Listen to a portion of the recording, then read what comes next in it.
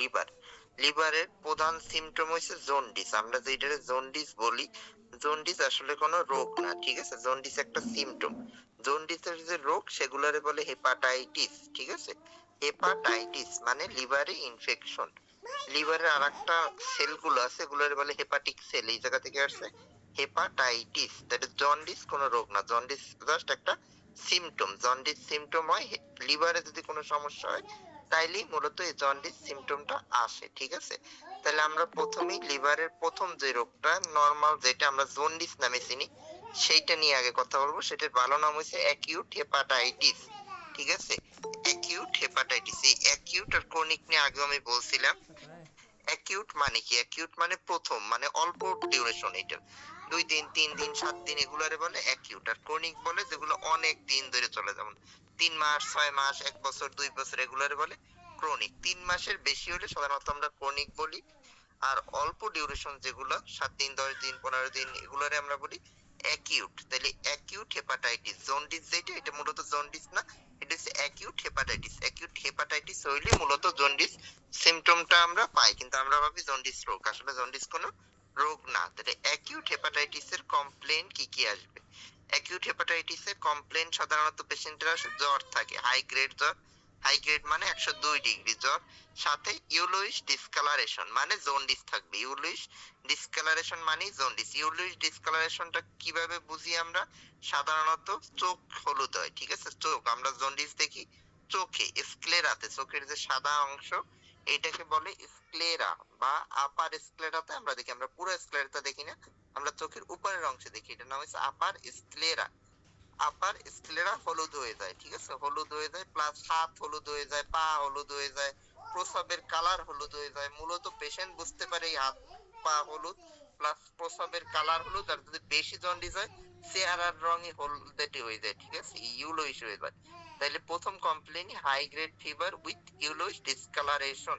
জ্বর তো অনেক কারণেই হয়, এটা জন্ডিসের কারণে জ্বর বা হেপাটাইটিসের কারণে জ্বর, এটা আমরা বুঝি জন্ডিস প্লাস জ্বর একত্রে থাকলে, ঠিক আছে? আবার সব ক্ষেত্রে জ্বর থাকে না, শুধু ইউরিক ডিসকালারেশন থাকে। Second complain upper abdominal pain মানে পেটে ব্যথা, পেটের উপরিভাগে ব্যথা। এই অ্যাবডোমেনের 9টা রিজন আছে, আমি একটু পরে এটা নিয়ে কথা বলতেছি। আগে আসেন আপার অ্যাবডোমিনাল পেইন মানে পেটের উপরিভাগে ব্যথা।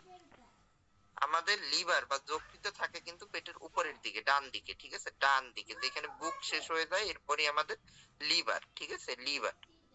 আর থাকে কি অ্যানোরেক্সিয়া, নাউসিয়া, ভমিটিং মানে বমি বমি ভাব, বমি, খেতে চায় না, ঠিক আছে? খেতে না চাওয়া, এগুলো মেইন কমপ্লেন। এই জায়গায় জন্ডিস, জন্ডিস হচ্ছে একটা কমপ্লেন বা সিমটম।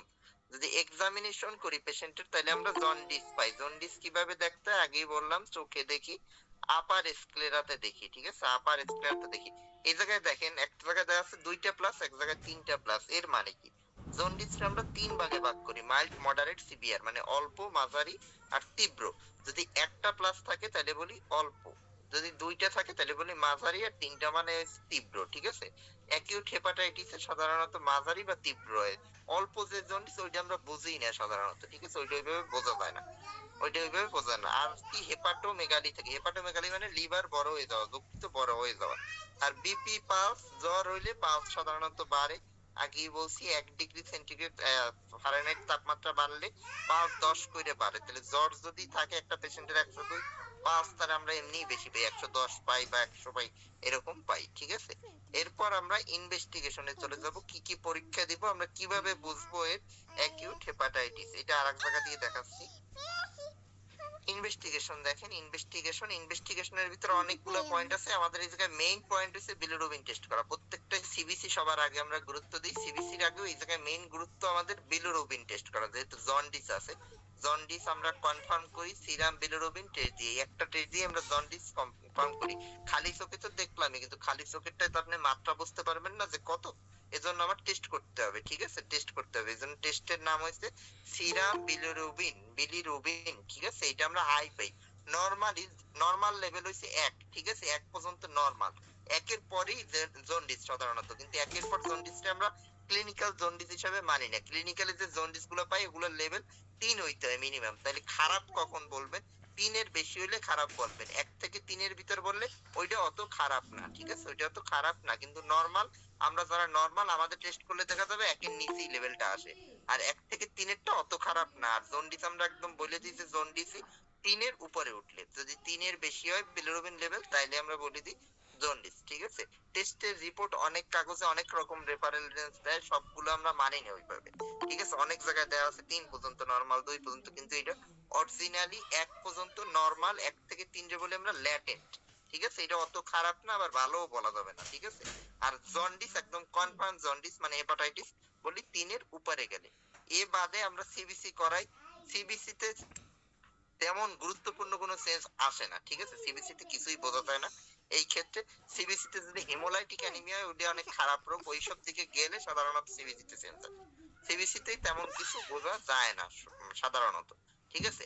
এরপর আর কি কি টেস্ট আছে? এসজিপিটি, এসজিওটি, আমরা এই দুইটা টেস্ট করতে দিই। এই দুইটা টেস্টও খুব কমন, ঠিক আছে। এই দুইটার আরেকটা নাম আছে এএলটি, এএসটি, ঠিক আছে। এএসটি, এলটিও বলে অনেক সময়। এএসটি, এলটি আর এসজিপিটি, এসজিওটি সেম, দুইটাই হাই থাকবে। লিভারের টেস্টই আমাদের মূলত এই কয়টা যে লেখা আছে দেখবেন 2 নম্বরে লিভার ফাংশন টেস্ট, আপনাদের তো দিয়েও দিছি। এই কয়টা পয়েন্ট আমরা লিভারের সমস্যা হলে এই টেস্টগুলোই আমরা কমনলি করতে দিই। কমনলি করতে দেই কি কি?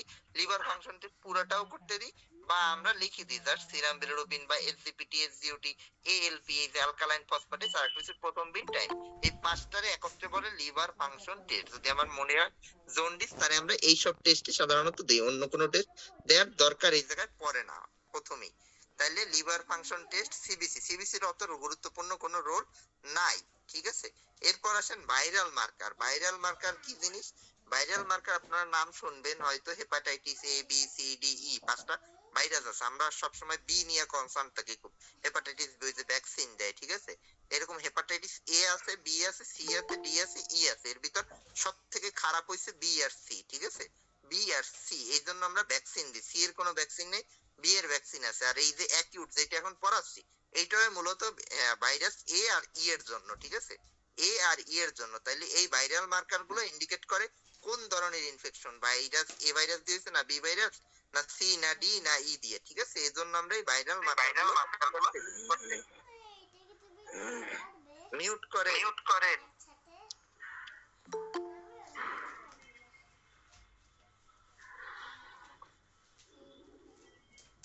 কাউন্টডাউন কর, মিউট কর। হ্যাঁ, তাহলে ভাইরাল মার্কার, ভাইরাল মার্কারের পর আমরা করব কি আল্ট্রাসোনোগ্রাম। আল্ট্রাসোনোগ্রাম, ঠিক আছে, ইউএসজি আল্ট্রাসোনোগ্রাম। এই ক্ষেত্রে পুরো পেটের আল্ট্রাসোনোগ্রাম করার কোনো দরকার নেই, আমরা লিখে দিই আল্ট্রাসোনোগ্রাম অফ লিভার। এই জায়গায় লিখছি হেপাটোবিলিয়ারি সিস্টেম, সেম জিনিস, ঠিক আছে, সেম জিনিস। আমরা লিখি ultrasonogram of liver, liver, just লিভারের, আর কোথাও না। আর আদার্স এর ভিতর অনেক সময় আমরা ডায়াবেটিস এর লেভেল দেখি, ইউরিন দেখি, এগুলো তো গুরুত্বপূর্ণ না। আমাদের মেইন গুরুত্বপূর্ণ এই যে অ্যাকিউট হেপাটাইটিস এর জন্য লিভার ফাংশন টেস্ট। তাহলে আমরা লিভার ফাংশন টেস্ট করি, আমরা মূলত পরীক্ষাটা করি। আর জন্ডিসের অবস্থা কেমন এটা আমরা দেখতে সিরাম বিলিরুবিন আর সিঙ্গেল পরীক্ষা করতে পারি, ঠিক আছে, করতে পারি। এবার আসেন এর ট্রিটমেন্ট আমরা কিভাবে করব। ট্রিটমেন্ট আমরা কিভাবে করব জন্ডিসের ক্ষেত্রে, বা এই জন্ডিস বা হেপাটাইটিস, ঠিক আছে।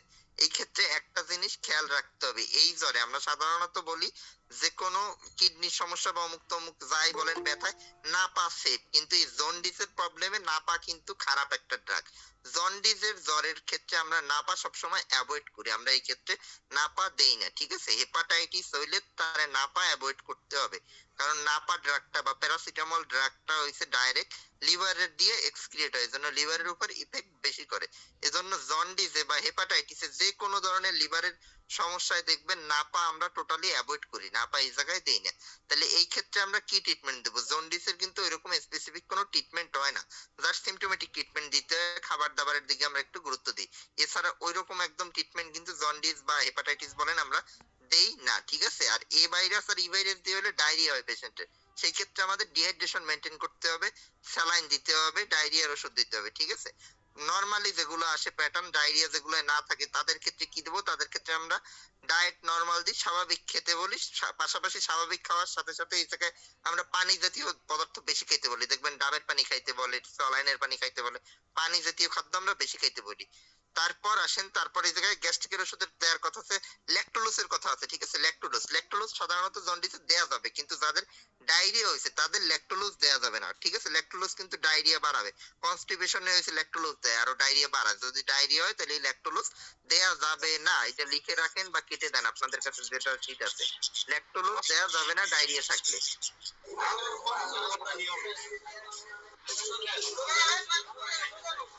সাউন্ড বন্ধ করেন।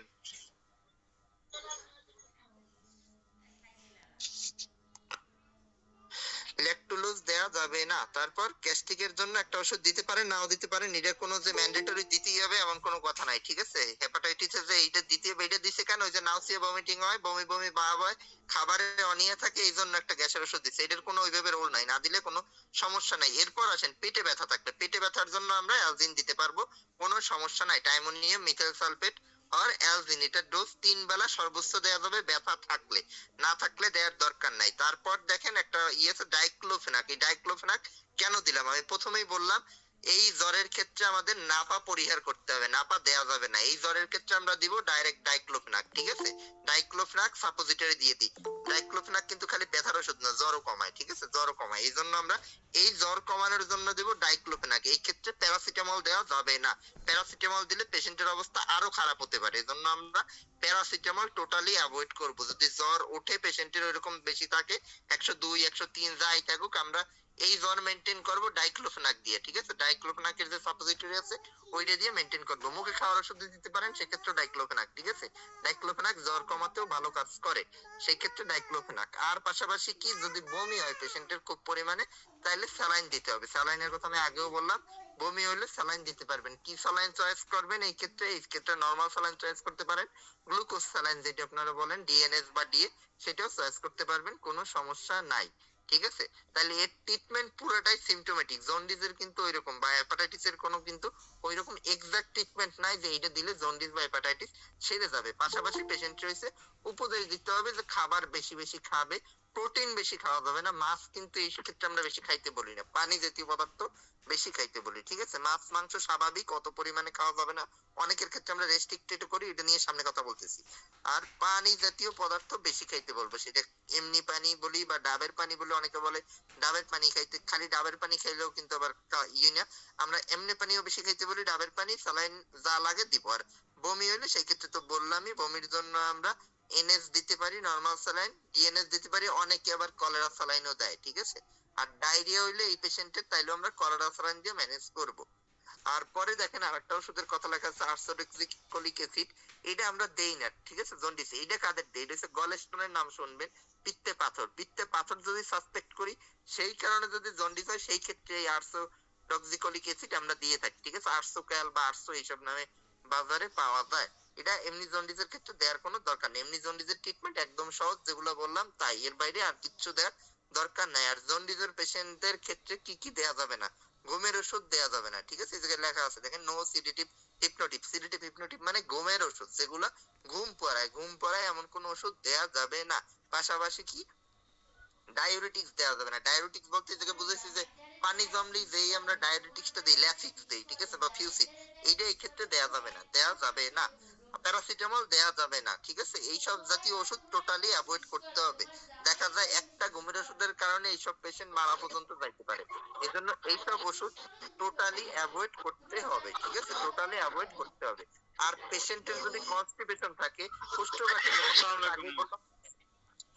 মিউট করেন, হ্যালো, মিউট করেন।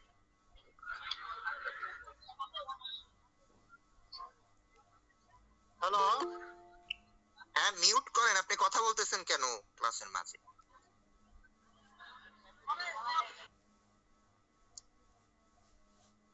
কনস্টিপেশন থাকলে ল্যাকটোলোজ দিব, আগে আমি বললাম। আর কনস্টিপেশন না থাকলেও ল্যাকটোলোজ দেই, কিন্তু ডায়রিয়া থাকলে আবার ল্যাকটোলোজ দেয়া যাবে না। টোটাল এই কটা কথাই। অ্যাকিউট হেপাটাইটিস বা শুধু জন্ডিস, যেটা নরমাল জন্ডিস, এই ক্ষেত্রে এটুক মনে রাখলেই চলবে। এবার কোনো কোশ্চেন থাকলে এর ভিতর করতে পারেন, যে কোনো কিছু নিয়ে সমস্যা থাকলে।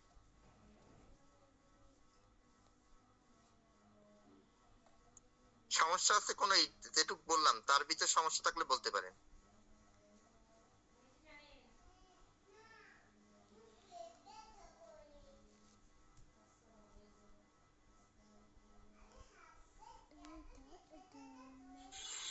হ্যালো, আসসালামু আলাইকুম। জি ওয়ালাইকুম আসসালাম। জন্ডিসের পেশেন্টদেরকে সাপোজিটর দিয়ে জ্বর কমাতে হবে, সেই ক্ষেত্রে কি যে কোনো সাপোজিটর কাজ করে? ব্যথার সাপোজিটরির ভিতর আমরা মূলত দুইটা সাপোজিটরি বেশি ইউজ করি। একটা হচ্ছে ডাইক্লোফেনাকে, ডাইক্লোফেনাকের অনেক কোম্পানি অনেক নামে আছে, যেমন এসিক্লোফ্রাক, তারপর আপনার ভল্টালিন টলটালিন। আর একটা হচ্ছে এনাডল জাতীয় ট্রামাডল গ্রুপের, ঠিক আছে। কিটোরোলাকের সাপোজিটরি ওইভাবে নাই, এই দুইটাই সাপোজিটরি আছে। এনাডলের সাপোজিটরি যেটা, ওইটা হচ্ছে জ্বর কমায় না, ঠিক আছে, ওইটা জ্বর কমানোর প্রতি রোল নাই। জ্বর কমায় সাধারণত ডাইক্লোফেনাক।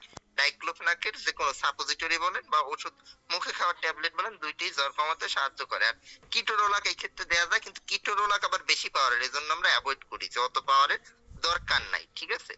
সাপোজিটরি মোট আপনি দুইটা ব্যথার ভিতর, ডাইক্লোফেনাক আর অ্যানাডল। এই ক্ষেত্রে আমরা ডাইক্লোফেনাকই ইউজ করবো। অ্যানাডলে জ্বর কমানোর উপর রোল নাই, কোনো কমাতে পারে না। জি, জাযাকাল্লাহ। আসসালামু আলাইকুম।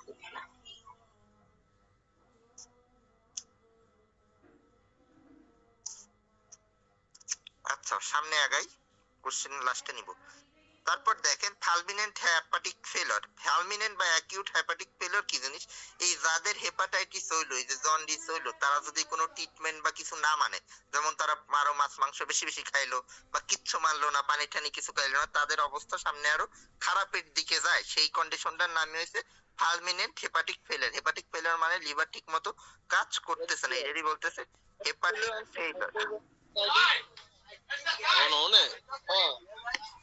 কই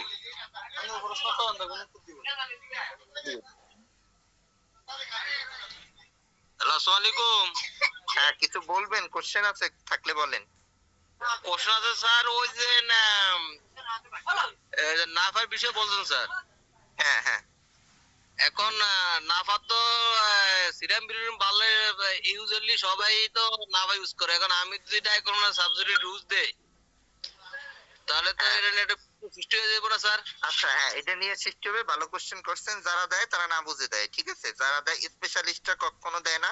দেখবেন যারা দেয় মানে না বুঝে দেয়, ফার্মেসি ওয়ালারা দেয়, বা এই যারা এই আপনাদের মতো কোর্স করতেছে তারা দেয়, তারা এত জানেই না, এই জন্য দেয়, ঠিক আছে। এটারও পেশেন্টের ক্ষতি করে। জন্ডিসের ক্ষেত্রে নাপা ইউজ করতে আমরা একদম টোটালি ইনহিবিট করি, মানে নিষেধ করি। জন্ডিসে যদি নাপা দেন, পেশেন্টের অবস্থা আরো খারাপ হইতে পারে। সবার যে খারাপ হয় তা না, জ্বর কিন্তু কমবে, ঠিক আছে। সবার খারাপ হবে তা না, কিন্তু যার খারাপ হবে তার মৃত্যু ঝুঁকি পর্যন্ত আছে। এই জন্য আমরা নাপা ইউজ করতে নিষেধ করি। আমরা এই জায়গায় ডাইক্লোফেনাক দিই। কারণ কি? কারণ তো আমি এক্সপ্লেন করলাম যে এই কারণে হয়। ডাইক্লোফেনাক এক্সক্রিট হয় কিডনি দিয়ে, আর নাপা যায় হয়েছে লিভার দিয়ে। এবার লিভারে এমনি সমস্যা, এবার যদি তারা আপনি আবার নাপা খাওয়ান, তার লিভার আরো অকেজ হয়ে যাবে, ঠিক আছে। এই কারণে আমরা জাস্ট ডাইক্লোফেনাক দিই, আর কোনো কারণ নেই। বুঝতে পারছেন আশা করি।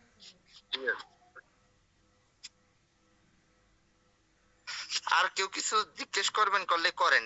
পড়ানোর মাঝে কোশ্চেন করবেন না, পড়ানো শেষ হয়ে গেলে কোশ্চেন করবেন, কোনো সমস্যা নাই। ফালমিনেন্ট হেপাটাইটিসের কথা বললাম, যদি ট্রিটমেন্ট না করে বা এইসব না মানে, তাইলে হচ্ছে ফালমিনেন্ট হেপাটাইটিস ডেভেলপ করতে পারে। ফালমিনেন্ট হেপাটাইটিসের সবই আগের মতোই ফিচার, খালি এক্সট্রা কি হবে, এইসব পেশেন্টের জ্ঞান হারাইতে পারে, ঠিক আছে। কনসিয়াসনেস লেভেলের অল্টারনেশন হয়, লেখা আছে সেকেন্ড পয়েন্টে, অল্টারনেশন অফ দ্য কনসিয়াসনেস, মানে আনকনসিয়াস হইতে পারে বা সেমি কনসিয়াস, মানে তার জ্ঞান থাকতেও পারে বা জ্ঞান নাও থাকতে পারে, ঠিক আছে, এইরকম, বা কথা বলার মতো অবস্থায় না থাকতে পারে। এই কন্ডিশনকে বলে পার্মানেন্ট হেপাটিক ফেলার। এইসব পেশেন্ট পাইলে আমরা সাধারণত হসপিটালে রেফার করব। এইসব পেশেন্ট নিয়ে বেশি পন্ডিতি করার দরকার নাই, হসপিটালে পাঠিয়ে দিবেন। এইসব পেশেন্টের ইনজেকশন শুরু করতে হয়, ঠিক আছে। এইসব পেশেন্ট বাসায় রেখে ট্রিটমেন্ট করার মতো অবস্থায় থাকে না। সব ফিচার আগের মতোই পাই যেগুলো বললাম আমরা, পাশাপাশি কি ওই যে বললাম অজ্ঞান হয়ে যায়, প্লাস ফ্লাপিং ট্রেমর পাই। যে একটা কথা আছে ফ্লাপিং ট্রেমর, ফ্লাপিং ট্রেমর মানে হাত পা কাঁপবে এমনি এমনি, ঠিক আছে, হাত পা কাঁপবে। অনেকে মনে করে এটা খিঁচুনি হইতেছে, আসলে খিঁচুনি না, এটা হচ্ছে ফ্লাপিং ট্রেমর। ওই খিঁচুনিতে যেমন সারা শরীর ই করে, কিন্তু এই ক্ষেত্রে হচ্ছে হাত পা কাঁপে, ঠিক আছে, এটারে বলে ফ্লাপিং ট্রেমর। ফ্লাপিং ট্রেমর। আর বাকি সবকিছু আগের মতোই থাকে। আর ইলেকট্রোলাইট ইমব্যালেন্স তৈরি হতে পারে। ইলেকট্রোলাইট ইমব্যালেন্স মানে কি?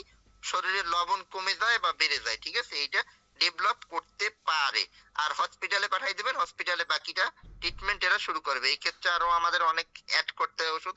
আমরা এই ক্ষেত্রে অ্যান্টিবায়োটিক দিই। ফালমিনেন্ট হেপাটাইটিস ক্ষেত্রে লিভারে ইনফেকশন হয়ে যাইতে পারে, এই জন্য আমরা অ্যান্টিবায়োটিক দিয়ে এইসব পেশেন্টদের এনজি ফিডিং দিতে হয়। মুখে খাইতে আমরা ওইভাবে দেই না, এই জন্য আমরা এনজি ফিডিং দিচ্ছি। কারণ মুখে যদি দেন, আনকনসিয়াস থাকে, যদি অজ্ঞান থাকে, তারা যদি মুখে খাওয়ান জোর করে, সেই খাবার লাঙে চলে যেতে পারে ফুসফুসে, তখন আবার অ্যাসপিরেশন নিউমোনিয়া হবে। এই জন্য আমরা এদের মুখে ওইভাবে খাইতে দেই না, আমরা ডাইরেক্ট এনজি ফিডিং দিই, নাকে নলের মাধ্যমে খাওয়াই, ঠিক আছে। আবার অনেকের ক্ষেত্রে স্যালাইন দিই, কিন্তু স্যালাইন দিয়ে আবার খাওয়ানো ওইটা না, ঠিক আছে।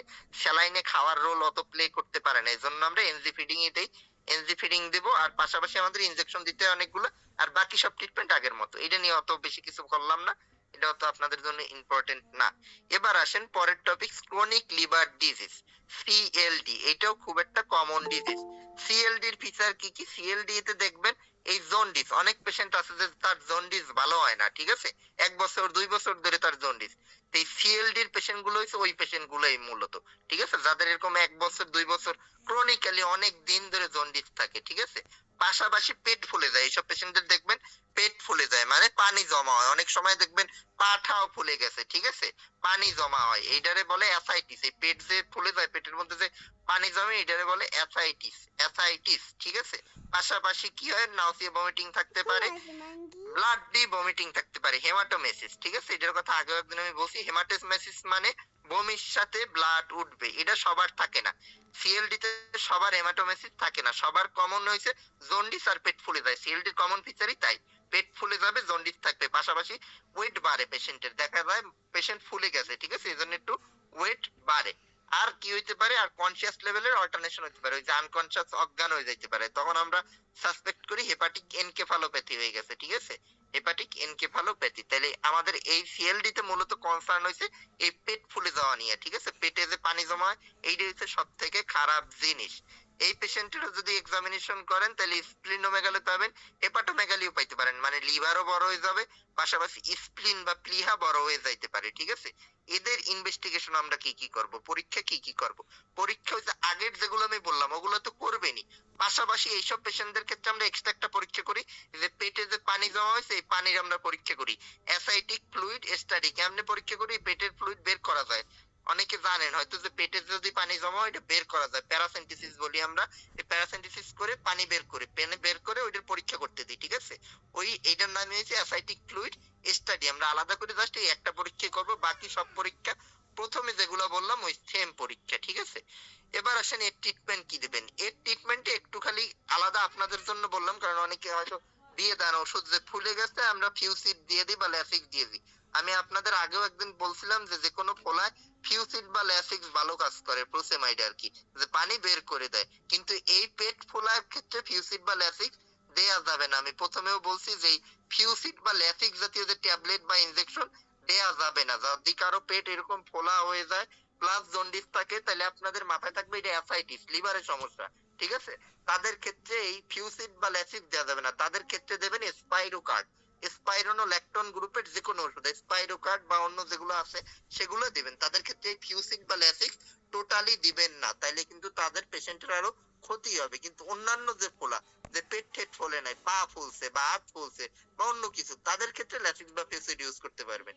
এই পেট ফোলার ক্ষেত্রে এই পানি কমানোর জন্য আমরা ইউজ করব স্পাইরোনোল্যাকটোন, ঠিক আছে। এই কথাটাই এই জায়গায় ইম্পর্টেন্ট, বাকিগুলো আপনাদের জন্য না, অত কথা আপনাদের লাগবেও না। মেইন কথা পেটে যে পানি জমা হয়েছে এই পানি কমানোর জন্য যদি আমরা কোনো ওষুধ দেই, তাহলে সেটা হবে স্পাইরোনোল্যাকটোন, সেটা ফিউসিড বা ল্যাসিক্স হবে না। পাশাপাশি আর কি ট্রিটমেন্ট দেব, সিএলডি এর পেশেন্টদের ক্ষেত্রে ওই হেপাটাইটিস যা ট্রিটমেন্ট দিছি ওই রকম ট্রিটমেন্ট প্যাটার্নই আমরা ফলো করি। পাশাপাশি একটা অ্যান্টিবায়োটিক দিয়ে দিই, ঠিক আছে, অ্যান্টিবায়োটিক দিয়ে দিই, অ্যামোক্সাসিলিনের অ্যান্টিবায়োটিক দেওয়া যায় বা সেফিউরক্সিন ক্লারবোলোনিক অ্যাসিড, ওই অ্যান্টিবায়োটিকও অনেকে দেয়।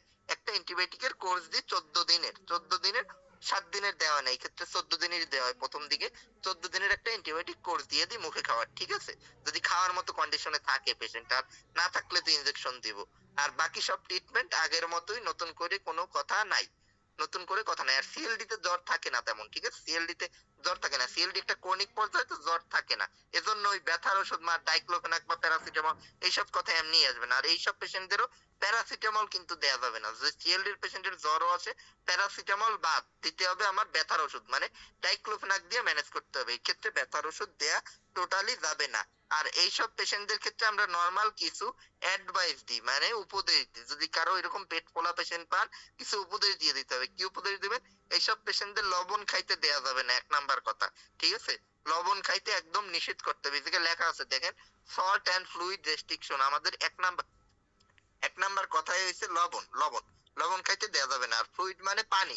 পানি এইসব পেশেন্ট ইচ্ছা মতো খাইতে পারবে না। আমরা কমাই দিই পরিমাণ। নরমালি আমরা যদি পানি ২.৫ লিটার খাইতে বলি, এইসব পেশেন্টদের আমরা ১ লিটার খাইতে বলি, এরকম। ঠিক আছে? এইসব পেশেন্টদের ইচ্ছা মতো এরকম খাইতে দেয়া যাবে না।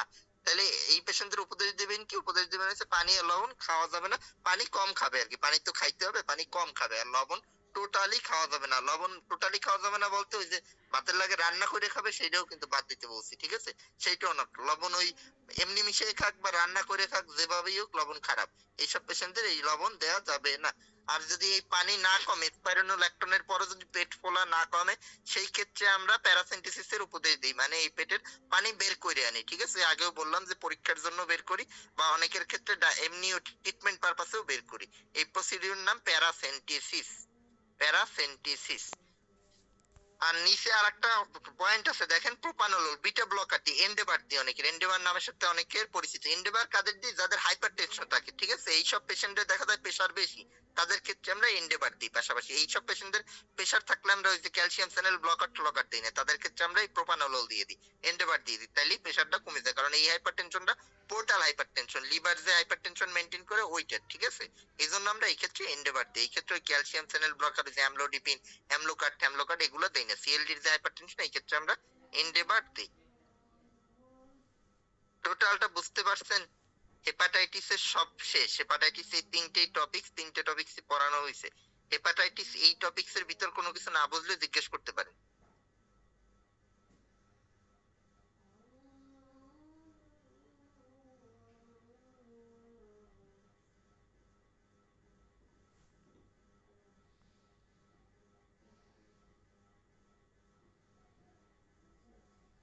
কারো কোনো কোশ্চেন আছে? কারো কোনো কোশ্চেন না থাকলে নাই স্যার অন্যটা অফিসে, কারণ আমরা তো কেবল জয়েন করলাম স্যার। কেন এত লেট করে জয়েন করছেন কেন? ক্লাসের টাইম ৯টা।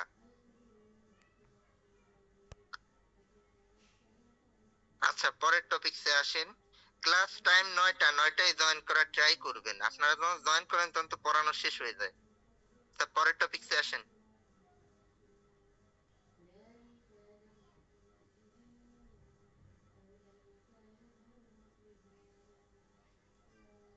আচ্ছা, পরের টপিক হচ্ছে রিকেটশিয়াল ফিভার। ঠিক আছে? রিকেটশিয়াল ফিভার জ্বর সবাই জানেন, জ্বরের ট্রিটমেন্টও সবাই জানেন, এই নিয়ে পড়ানোর কিছু নাই। কিন্তু রিকেটশিয়াল ফিভার একটু আলাদা জিনিস। ঠিক আছে? রিকেটশিয়াল ফিভার কি? অনেক জ্বরের ডায়াগনোসিস হয় না। যেমন এখন ডেঙ্গুর সিজন চলে, আমরা সব জ্বরই সাসপেক্ট করি ডেঙ্গু। ঠিক আছে? কিন্তু অনেক ক্ষেত্রে পেশেন্ট ডেঙ্গুর হয় না। আমরা যদি টেস্ট করি ডেঙ্গুর, আইজিজি, আইজিএম সব টেস্ট করা, NS1 টেস্ট করার পর দেখি সব নেগেটিভ, তখন আমাদের হয়েছে ঝামেলা বাইতে যায় যে এটা কিসের পেশেন্ট, জ্বরও তো ভালো হয় না, জ্বর প্রায় ১০ দিন ১৫ দিন হয়ে যায়। এইসব পেশেন্ট গুলো কিসের হয়?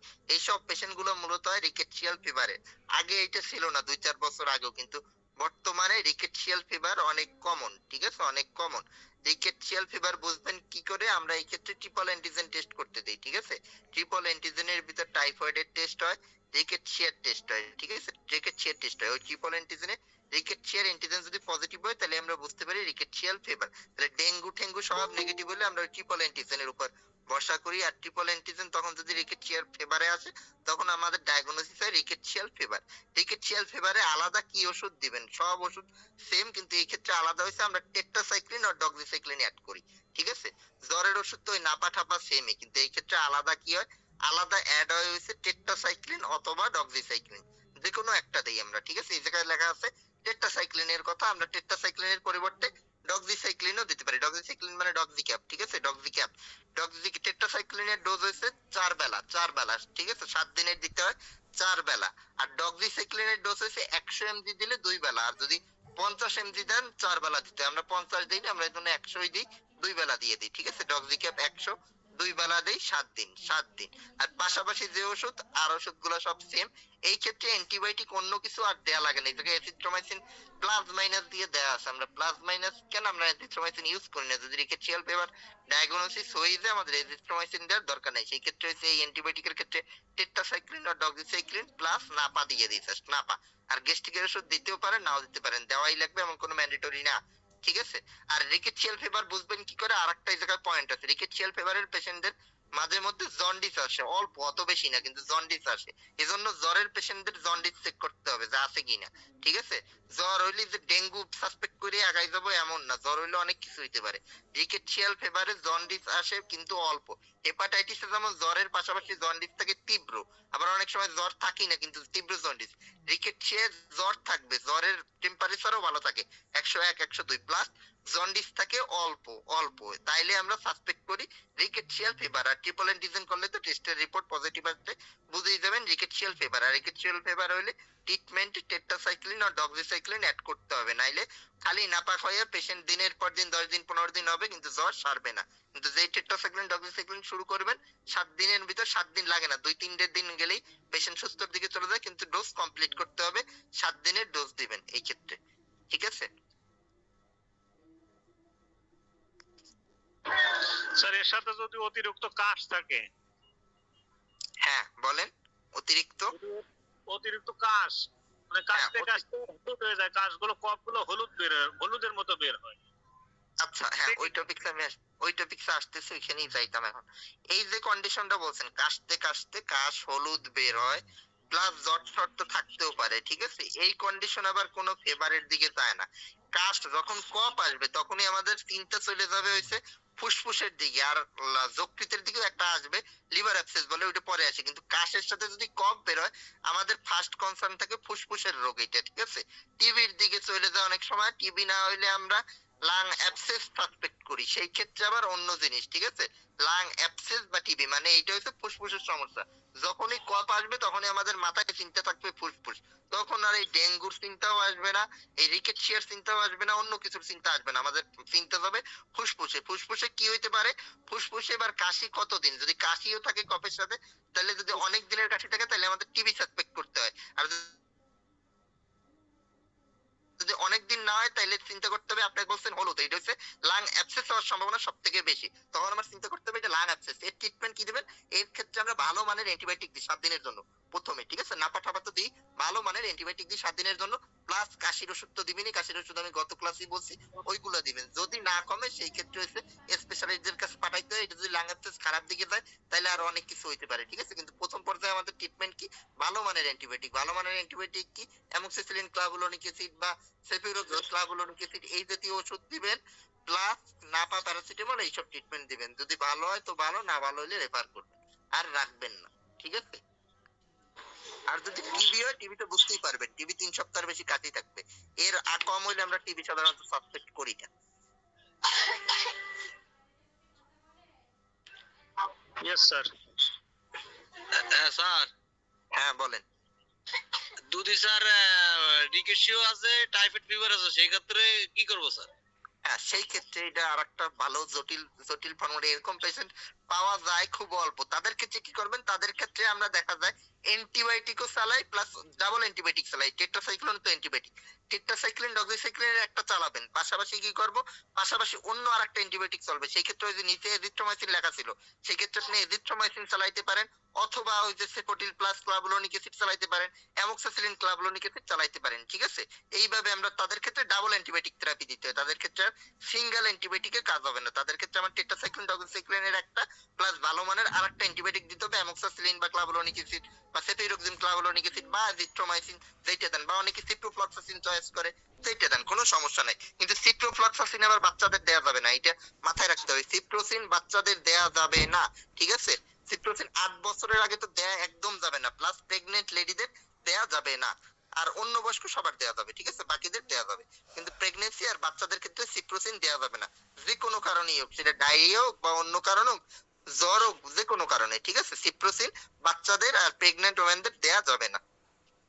একটা বিষয় হলো স্যার, এই যে টেট্রাসাইক্লিন নেওয়ার সময় যে সকল বাচ্চাদের দাঁত ওঠে স্যার, হ্যাঁ এদেরকে টেট্রাসাইক্লিন অথবা ডক্সিসাইক্লিন দিলে যে দাঁত ডিকেশিয়া হইলে যে অনেক সময় ডিকেশিয়া হলে আমি টেট্রাসাইক্লিন অথবা ডক্সিন দিমু, কিন্তু ওই যে দাঁতের কালার অনেক সময় চেঞ্জ হয়ে যেতে পারে, সেক্ষেত্রে কি করা?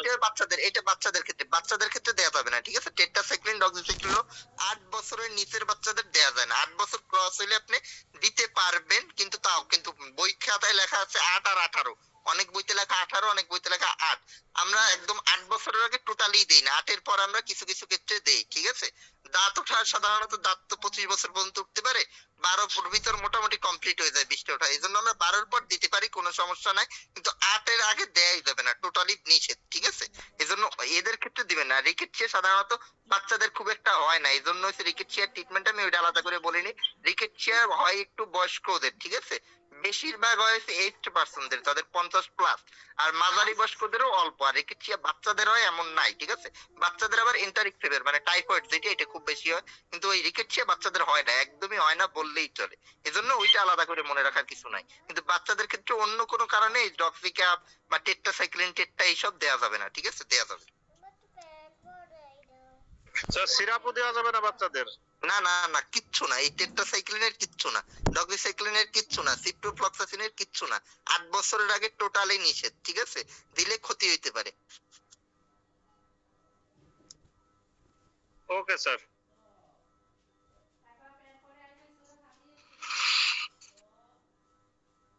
আচ্ছা, আজকে আরেকটা টপিক পড়াবো। সিএলডি তো পড়াইছি না। লিভার অ্যাবসেস, ঠিক আছে? একটু আগে আমি যেমন লাং অ্যাবসেস এর কথা বলছিলাম, অ্যাবসেস মানে কি আমি একদিন পড়াইছি আপনাদের। অ্যাবসেস মানে কি? ফোড়া, ঠিক আছে? ফোড়া, অ্যাবসেস মানে ফোড়া। লাং অ্যাবসেস মানে কি? ফুসফুসে ফোড়ার মতো হলে ওইটারে বলি আমরা লাং অ্যাবসেস। আর লিভার অ্যাবসেস কি? যদি যকৃতে এরকম অ্যাবসেস তৈরি হয় সেইটারে বলে লিভার অ্যাবসেস। যকৃতে যদি ফোড়ার মতো তৈরি হয় তাহলে সেইটারে বলে লিভার অ্যাবসেস। ফোড়া দিয়ে কি হয়? পাস বের হয়, তাহলে লিভারের ওই জায়গায় অ্যাবসেস ফর্ম হয়ে পাস বের হবে।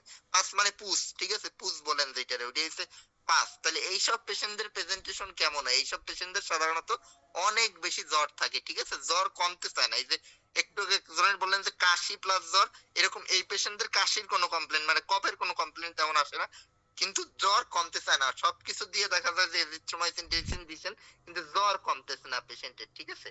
তাহলে এইসব পেশেন্টদের হাই ফিভার, ঠিক আছে? High fever, chills and rigor মানে কাঁপুনি দিয়ে জ্বর আছে।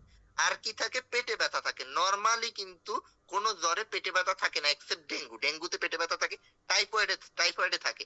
কিন্তু লিভার অ্যাবসেসের পেটে ব্যথা হয় আপার অ্যাবডোমিনাল রিজনে, মানে পেটের উপরিভাগে। এটা টোটাল পেট জুড়ে কিন্তু ব্যথা করে না। লিভার যেই জায়গায় থাকে, ডান দিকে থাকে, ডান দিকের উপরের সাইডে, এই জায়গাটায় তীব্র ব্যথা হয়। তাহলে লিভার অ্যাবসেসের ফিচার হচ্ছে জ্বর প্লাস পেটে ব্যথা। পেটে ব্যথা বলতে লিভারের উপরের যে সাইড ওই জায়গায় ব্যথা। এমনকি ওই ব্যথার পেশেন্টদের যদি আপনি ওই জায়গায় হাত দিতে চান, ধরতে দিবে না পেশেন্ট, ঠিক আছে? ধরতে দিবে না, এত বেশি ব্যথা থাকে, ঠিক আছে? এই জায়গায় লেখাও আছে large and tender liver. Large মানে লিভার বড় হয়ে যায়, প্লাস জায়গাটা অনেক বেশি ব্যথা থাকে। টেন্ডার মানে ব্যথা, ঠিক আছে?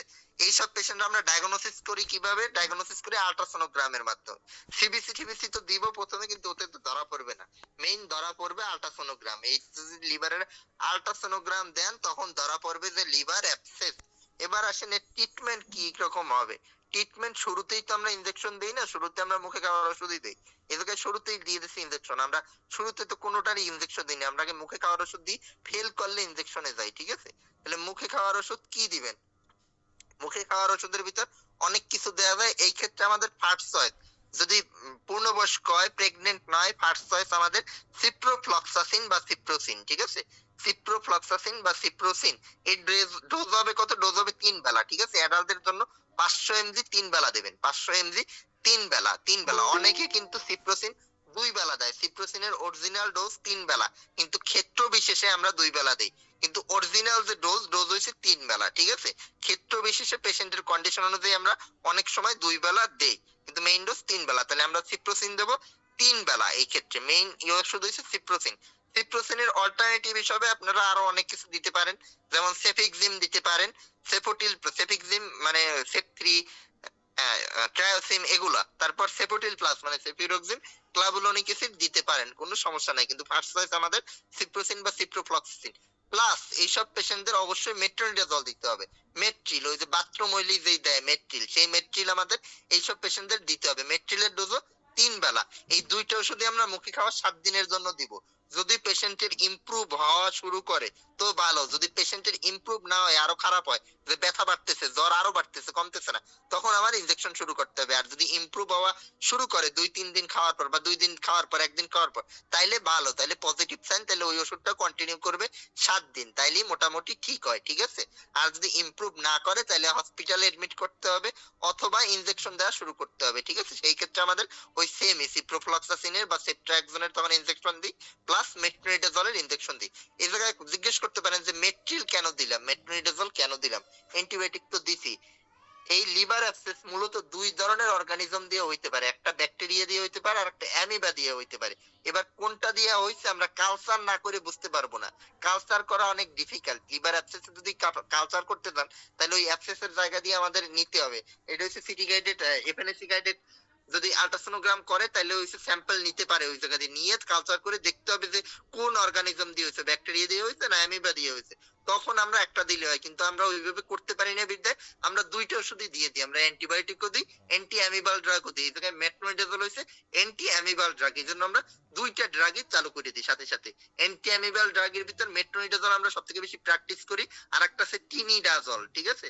টিনিডাজল যাদের একদম অ্যামিবা দিয়েই হয়, আমরা কনফার্ম হয়ে যায় তাদের মেট্রোতে না কমলে আমরা এই টিনিডাজল বা অর্নিডাজল এগুলো ইউজ করতে পারি। কিন্তু আমরা প্রথমে এগুলো করি না, আমরা প্রথমে জাস্ট সিপ্রোসিন আর মেট্রো এই দুইটা দিয়ে ট্রাই করি। পাশাপাশি আর কি দেবেন, পাশাপাশি এই ক্ষেত্রে হচ্ছে নাপার কথা লেখা আছে, এই ক্ষেত্রে নাপা দিতে পারেন, এই ক্ষেত্রে নাপায় তেমন একটা সমস্যা নাই, কারণ এইটা অ্যাবসেস, অ্যাবসেস আর হেপাটাইটিস আলাদা জিনিস, ঠিক আছে। অ্যাবসেস মানে জাস্ট ফোড়া হইছে, এই ক্ষেত্রে নাপা আপনার লিভারে তেমন কোনো ক্ষতি করে না, এই ক্ষেত্রে আমরা নাপায়ের জন্য দিতে পারি, এই ক্ষেত্রে নাপায় কোনো সমস্যা নাই। আর কি দিবেন, আর ব্যথা যেহেতু আছে, তীব্র ব্যথা, এই ব্যথার জন্য আমাদের অ্যালজিন দিলে খুব একটা কাজ করে না, কারণ অ্যালজিন আপনার ব্যথা কমায় মাসেলের, ঠিক আছে। এই ব্যথাটা মাসেলে হয় না, এই ব্যথাটা লিভারের যে জায়গায় ফোড়াটা হইছে ওই জায়গায়, এই জন্য আমাদের এই জায়গায় ব্যথার ওষুধ দিই। ব্যথার ওষুধ এই জায়গায় কি দিবেন, ট্রামাডল দিতে পারেন, মানে অ্যানাডলের কথা লিখেছে, অ্যানাডল দিতে পারেন। পাশাপাশি কিটোরোলাক, ডাইক্লোফেনাক এগুলো ইউজ করা যাবে, কোনো সমস্যা নাই। এই ক্ষেত্রে এইগুলোই দিতে হবে, এই ক্ষেত্রে অ্যালজিন দিলে কোনো কাজ হবে না, ঠিক আছে, কোনো কাজ হবে না, কারণ এটা ওই পেটে ব্যথা না, এটা হচ্ছে লিভারের ওই ফোড়ার ব্যথা। এই জন্য কমাইতে গেলে অবশ্যই অ্যানাডল দিতে হবে অথবা কিটোরোলাক, ডাইক্লোফেনাক দিতে হবে। আর গ্যাসের ওষুধ, ব্যথার ওষুধ দিলে তো অবশ্যই দিতে হবে। অ্যান্টিবায়োটিকের জন্য গ্যাসের ওষুধের কোনো দরকার নাই, ঠিক আছে, কিন্তু ব্যথার ওষুধ দিলে অবশ্যই গ্যাস্ট্রিকের ওষুধ দিতে হবে। আর এই অ্যান্টিবায়োটিক থেরাপি আমি প্রথমে বললাম কয়দিন, 7 দিন, ঠিক আছে, 7 দিন। কিন্তু যদি কাজ না হয়, আমি প্রথমে একটা কথা বলছি, মুখে খাওয়ার ওষুধ দিলে যদি কাজ না হয়, আমার যদি ইনজেক্টেবল দেওয়া শুরু করা লাগে, তাইলে আমরা কি করি, তাইলে আমাদের অ্যান্টিবায়োটিক মিনিমাম 3 সপ্তাহ কন্টিনিউ করতে হয়। যদি ইনজেকশন দেওয়ার মতো কন্ডিশন পেশেন্টের হয়ে যায় তাহলে ইনজেকশন আমরা 7 দিন দিয়ে পরবর্তী 2 সপ্তাহ থেকে 3 সপ্তাহ আমরা মুখে খাওয়ার অ্যান্টিবায়োটিক দিই। যদি না দেই কি হবে, তাহলে এই অ্যাবসেস পুরোপুরি ভালো হবে না, পরবর্তীতে আবার দেখা যাবে 1 মাস পর রিকারেন্ট ডেভেলপ করছে। এই জন্য আমাদের অ্যান্টিবায়োটিকটা পরবর্তীতে চালু রাখতে হয় 2 থেকে 3 সপ্তাহের জন্য। বুঝতে পারছেন? কোনো কোশ্চেন আছে?